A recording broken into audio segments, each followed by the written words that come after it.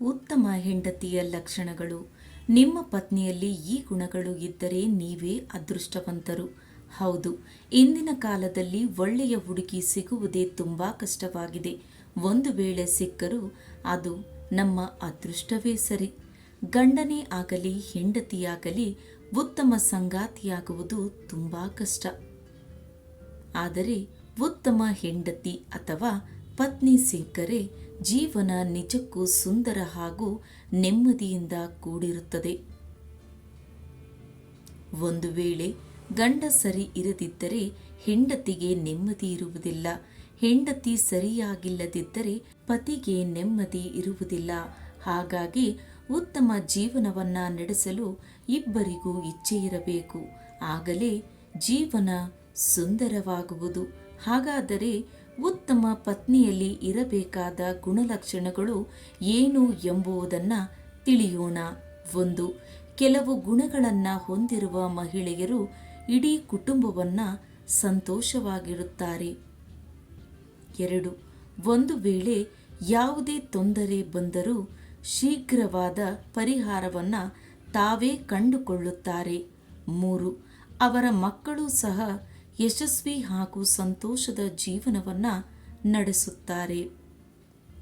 4. ಸರಿ ಮತ್ತು ತಪ್ಪುಗಳ ಮಧ್ಯೆ ವ್ಯತ್ಯಾಸವನ್ನು ಗುರುತಿಸಿ ಸರಿಯಾದ ನಿರ್ಧಾರವನ್ನು ಕೈಗೊಳ್ಳುತ್ತಾರೆ. 5.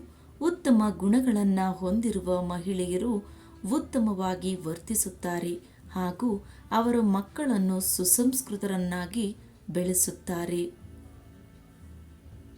6. ಹಣವನ್ನು ಉಳಿಸುವ ಗುಣ ಮಹಿಳೆಯರಲ್ಲಿರಬೇಕು. ಹೌದು, ಸ್ವಲ್ಪ ಹಣ ಉಳಿಸುವ ಮಹಿಳೆ ಇದ್ದರೆ ಅಂತಹ ಮಹಿಳೆ ತುಂಬ ಅದೃಷ್ಟಶಾಲಿಯಾಗಿರುತ್ತಾಳೆ. ಹಣ ಉಳಿಸುವ ಪ್ರವೃತ್ತಿಯನ್ನು ಬೆಳೆಸಿಕೊಂಡರೆ ಅದು ನಮ್ಮ ಕಷ್ಟಕಾಲದಲ್ಲಿ ನಮ್ಮ ಸಹಾಯಕ್ಕೆ ಬರುತ್ತದೆ. 7. ಸಂವೇದನಾಶೀಲ ಮಹಿಳೆ ತನ್ನ ಕುಟುಂಬವನ್ನು ಪ್ರತಿ ಹಂತದಲ್ಲೂ ಕಷ್ಟದಿಂದ ರಕ್ಷಿಸುತ್ತಾಳೆ. 8. ಮಹಿಳೆಯರಲ್ಲಿ ಇರುವ ಗುಣಗಳಲ್ಲಿ ಪ್ರಮುಖ ಗುಣವೆಂದರೆ ಅದು ತಾಳ್ಮೆ. ಯಾವ ಮಹಿಳೆಗೆ ತಾಳ್ಮೆ ಇರುತ್ತದೆಯೋ ಅವಳ ಗಂಡ ಬಹಳ ಅದೃಷ್ಟಶಾಲಿಯಾಗಿರುತ್ತಾನೆ. ಏಕೆಂದರೆ ಅಂತಹ ಮಹಿಳೆ ಎಲ್ಲ ಕಷ್ಟಗಳನ್ನು ತಾಳ್ಮೆಯಿಂದ ಸುಲಭವಾಗಿ ಎದುರಿಸುತ್ತಾಳೆ. 9. ಯಾವುದೇ ಕಷ್ಟ ಬಂದರೂ ತನ್ನ ಗಂಡನಿಗೆ ಬೆನ್ನೆಲುಬಾಗಿ ನಿಲ್ಲುತ್ತಾಳೆ. 10.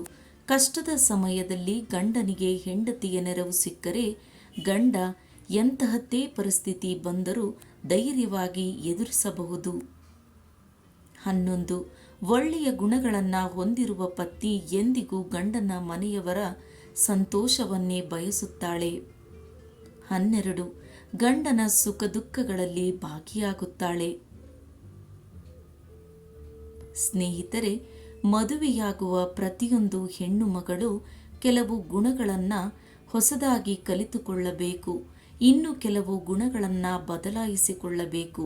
ಇದರಿಂದ ಎಲ್ಲರಿಗೂ ಒಳ್ಳೆಯದಾಗುತ್ತದೆ. ಸ್ನೇಹಿತರೆ, ಈ ಮಾಹಿತಿ ನಿಮಗೆ ಇಷ್ಟವಾಗಿದೆ ಎಂದು ಭಾವಿಸುತ್ತೇನೆ. ಇಷ್ಟವಾಗಿದ್ದರೆ ಈ ವಿಡಿಯೋಗೊಂದು ಲೈಕ್ ನೀಡಿ, ಹಾಗೆ ನನ್ನ ಚಾನಲನ್ನು ಸಬ್ಸ್ಕ್ರೈಬ್ ಮಾಡಿಕೊಳ್ಳಿ.